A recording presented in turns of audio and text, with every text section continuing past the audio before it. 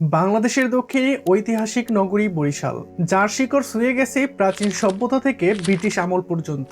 বরিশালের প্রাচীন নাম ছিল চন্দ্রদ্বীপ, যা সপ্তম ও অষ্টম শতাব্দীতে চন্দ্র রাজবংশ দ্বারা শাসিত ছিল। এটি ছিল একটি গুরুত্বপূর্ণ বন্দর এবং গঙ্গা ও ব্রহ্মপুত্র বদ্বীপের কেন্দ্রে অবস্থিত। ঐতিহাসিক প্রমাণ অনুসারে এটি ছিল বাণিজ্যিক কেন্দ্র।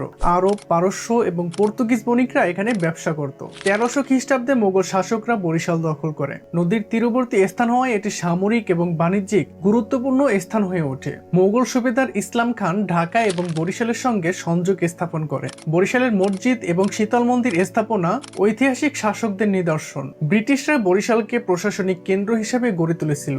ব্রিটিশ শাসনের বিরুদ্ধে বিখ্যাত নীল বিদ্রোহ ও ফকির সন্ন্যাসী বিদ্রোহ এখান থেকে শক্তি পেয়েছিল।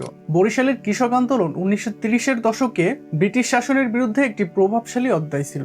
বরিশালের ইতিহাস শুধু গৌরবের নয়, বরং এটি আমাদের সাহস ও ঐতিহ্যের প্রেরণা।